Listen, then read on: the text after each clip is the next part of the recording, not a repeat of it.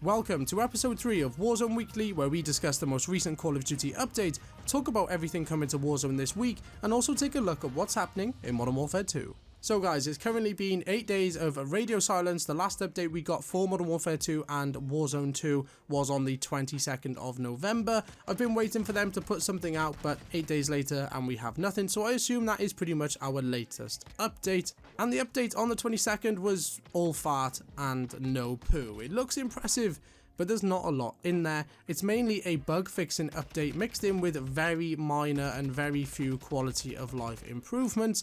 So we're going to go through all of the important points in this video. So guys, first things first, they have introduced a toggle button into the camo user interface, which allows you to hide the camos you have not yet unlocked, making it much easier to go through all of the categories and pick out the ones that you have unlocked to equip onto your weapon. Now, you'll know what I mean here, but if you say you wanted to put on the solid camos, which are quite far into the categories there towards the end, you would have to toggle through all of the other categories that you might not have touched yet just to get to the solid colors. So this toggle allows you to eliminate anything you haven't yet touched and haven't yet unlocked, and just allows you to see a screen with camos that you have completed and unlocked. So this is a good improvement into our quality of life for the user interface. Now, moving on to attachments, they've done one thing this week. They've slightly nerfed the armor piercing ammunition by reducing its damage multiplier against armored opponents, and that is pretty much it, guys. For weapon tuning, balancing, and user interface updates, that is all we got pretty much.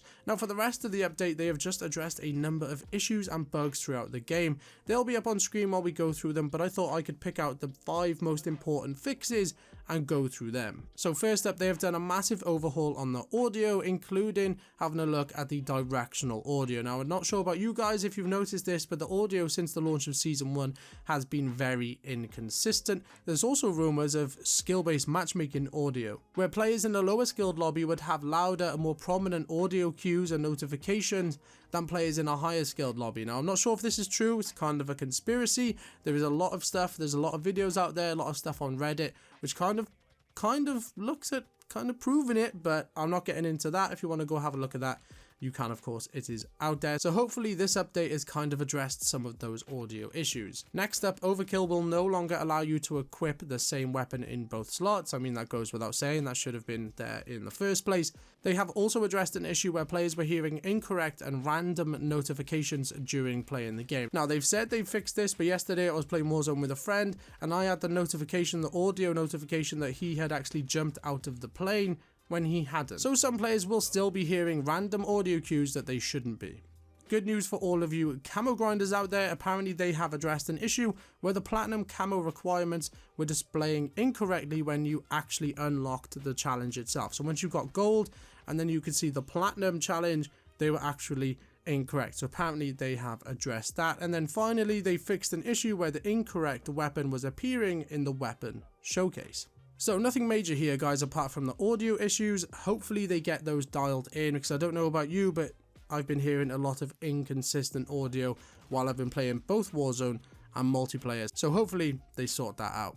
Now, moving on to the Warzone side of things, and they've removed the counter UAV and the tactical camera from the buy station inventory, and that's pretty much it as far as Warzone's content.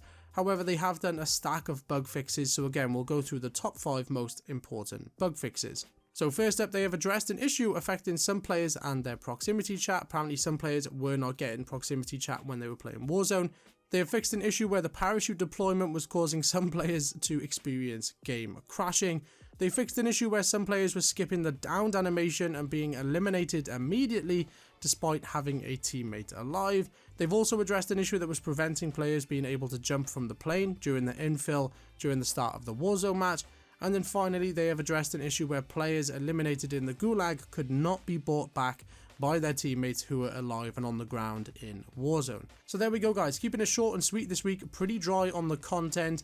No update since the 22nd of November. At the time of recording this video, of course, as I release this, they'll probably put an update out, knowing my luck.